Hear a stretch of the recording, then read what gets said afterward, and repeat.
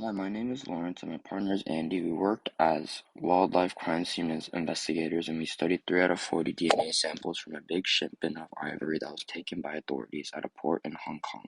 Our goal was to find out which elephant populations the ivory came from. We used a method called gel electrophoresis to compare the DNA in ivory with DNA from elephants in different parks and reserves. We found that 20 out of 40 major samples matched elephants from Boa National Park, showing it is a major poaching hotspot. This biotechnology lab showed how genetics can be used in modern conservation efforts to help protect elephants, an important keystone species. It is also connected to key biological concepts across all 8 units of biology honors. The chemistry of life. Life depends on chemistry. All organisms are made up of key macromolecules. These molecules are built from atoms and interact through biochemical reactions. Water and enzymes are essential for life. Atoms, the building blocks of matter.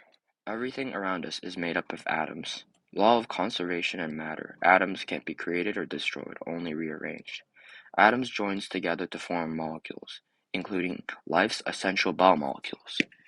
The four macromolecules: carbohydrates, which provide quick energy, made up of sugar molecules, monosaccharides; lipids, which are long-term energy storage, make up cell membranes; proteins, perform various functions, structure, enzymes, transport, made up of amino acids; and nucleic acid, which store and transmit genetic information built from nucleotides.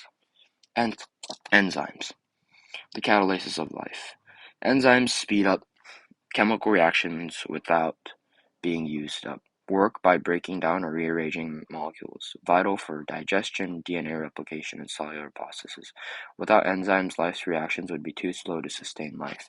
Water, the universal solvent. Water is essential for life, regulates body temperature, acts as a medium for chemical reactions, hydrogen bonding, makes water molecules stick together, gives water a high boiling point and cohesion, and helps transport nutrients and waste in organisms. The Elephant CSI Lab. Scientists are using DNA to track and stop poaching. Poached ivory contains DNA that can be analyzed. DNA is made up of nucleotides, the same macromolecules we studied. DNA analysis, gel electrophoresis. Gel electrophoresis separates DNA fragments by size, used to create a genetic fingerprint of ivory samples. Scientists match the DNA of poached tusks to elephant populations. Case study, tracking ivory to SS Boma, South Sudan. Lab results showed that poached ivory came from a specific region. This allowed law enforcement to target poaching hotspots, example of science saving endangered species. Chemistry helps us understand life at a molecular level. Macromolecules, atoms, enzymes, and water all play critical roles. DNA technology isn't just theoretical, it's just a powerful tool in wildlife conservation. The Elephant CSI Lab shows how biochemistry can protect life beyond the lab. Cellular energy and photosynthesis. All living things require energy to survive. Cells perform key energy converting processes like cellular respiration and photosynthesis. These processes are linked to Earth's carbon cycle. We'll connect these life-sustaining systems to a powerful real-world use. DNA testing to stop elephant poaching. Cellular energy, energy of life. Processes where cells break down glucose in the presence of oxygen to create ATP, the energy currency of cells, which is O2 plus 6 C6H12O6, glucose, to CO2 plus H2O plus energy, which is ATP.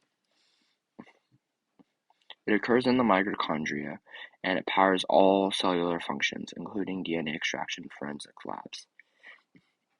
Photosynthesis, powering plants. Plants convert sunlight, water, and CO2 into glucose and oxygen. The equation for this is CO2H2O sunlight is O2 plus C6H12O6. It is kind of like the reverse of cellular respiration, but both are linked in the carbon cycle, and this occurs in the chloroplast. Carbon. The carbon cycle. Carbon moves through the biosphere, atmosphere, organisms, ocean, and soil. Photosynthesis removes CO2, respiration and decay, and return it. Ocean acidification. Too much CO2 dissolves in oceans, forming carbonic acid, harms marine life. Poaching can disrupt local carbon balance. Fermentation. Energy without oxygen. When oxygen is scarce, cells switch to fermentation to keep glycolysis running. Produces far less ATP but keeps cells alive in short term. There's two types of fermentation: lactic acid fermentation, which is muscle cells under stress, and alcoholic fermentation, which you use to bake yeast.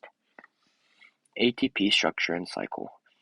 ATP stores energy in high-energy phosphate bonds. When one phosphate bond is removed, it becomes ADP, releasing energy. It powers mechanical work, chemical work, and transport work. Scientists use DNA from tusks to trace poaching back to the region of origin. For this to work, high-quality DNA is essential, and that depends on cellular energy and conditions. Connections and concepts to the lab. DNA extraction relies on active, energy-powered cellular processes. Cells that died with functioning mitochondria yield better DNA. Ecosystems elephants live in depend on photosynthesis. Their survival connects to carbon balance. Fermentation and DNA damage. Improper sample storage can lead to fermentation in tissues. This degrades DNA quality, making it harder to analyze and trace. Carbon cycle and tracking poaching. When elephants are removed, their role in shaping ecosystem is lost. Scientists may track carbon imbalances and environmental changes to locate poaching hotspots. Cells need ATP to maintain structural integrity. Low ATP, cells break down faster, poor DNA samples, better preserved samples, better results in electrophoresis and tracing. Core biology processes like respiration, photosynthesis, ATP use, and carbon cycle aren't just theoretical. They're vital to solving real-world problems, like stopping wildlife crime. The Elephant CSI Lab shows how biology helps conserve endangered species.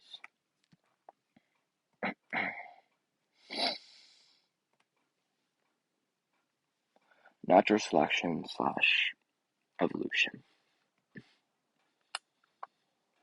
Evolution isn't random, it's driven by pressures in the environment. These pressures could be anything: predators, climate, or in our case, humans. If a certain trait makes survival more likely, that trait tends to be passed on.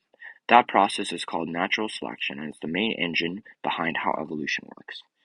Let's look at how a real-world example: elephant poaching. Humans are hunting elephants for ivory, specifically the tusks. So what's happening? Elephants with tusks are being targeted and killed, while those without tusks are being left alone. That's not just traffic, that's evolutionary pressure. Over time, this pressure is actually changing elephant populations. We're now seeing more tuskless females born. Why? Because the ones with tusks are being killed before they can reproduce. Tusklessness, once rare, is becoming more common. It's not that elephants decided to evolve, it's that the environment, in the case humans, is unintentionally shaping which traits survive. Elephant leaves clues. Evolution leaves clues. Changes in trait across generations. How survival and reproduction are connected to those traits, and even how these changes show up in the genetic code. Why this matters? Because evolution isn't just a theory on paper, it's something that we can see happening right now in places like Africa. This matters because it shows how human activity, sometimes without realizing it, can reshape the entire species. It's not just about saving elephants, it's about understanding how interconnected we are with the natural world. Evolution works on population, not individuals. Natural selection is the main driver of evolution. External pressures, like poaching, can cause certain traits to disappear or become more common.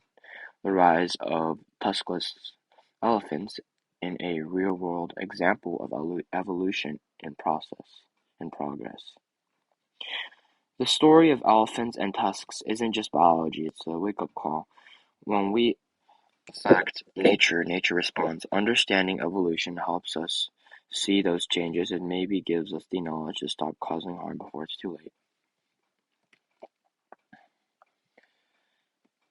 Ecology.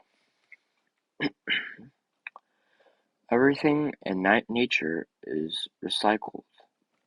Water, carbon, nitrogen, they're constantly moving through the environment. They're called biogeochemical cycles and they keep ecosystems alive. Water moves through rain, rivers, and living things. Carbon flows from the atmosphere into plants, then animals, and back again. Nitrogen is turned into forms that plants and animals can use, often with the help of decomposers. These cycles are the lifeblood of Earth, and animals like elephants actually help drive them. You might not expect it, but elephants are eco-engineers. When they poop, they're spreading nitrogen nutrients into the soil, and they dig water holes, which helps other animals access water during dry seasons. Their decaying bodies return carbon to the earth. Even their dung spreads seeds, helping plant life regenerate. So when elephants disappear, like when they are poached, those cycles can start to break down. In every community of living things, there are constant interactions: competition, animals fighting for the same food or space; predation, one species eats another; and symbiosis, a long relationship between species. And symbiosis comes in three types: mutualism, both species benefit; commensalism, one benefits, the other one isn't hurt; and parasitism, one benefits, the other one suffers. Elephants are involved in these relationships too, especially when it comes to food and water sources. Ecological relationships. There are two types of competition: interspecific, between different species; intraspecific, within the same species. Elephants compete with zebras, antelopes, and other herbivores for plants, water, and space. They're also involved in the predator-prey dynamic. Even if elephants aren't usually hunted by predators, they shape the prey landscape by modifying habitats. Elephants are keystone species. That means if they're removed, the whole ecosystem feels the effects. Without elephants, grassland turns to forest, water access drops, and some species lose their habitat or food stores. Elephants hold the system together.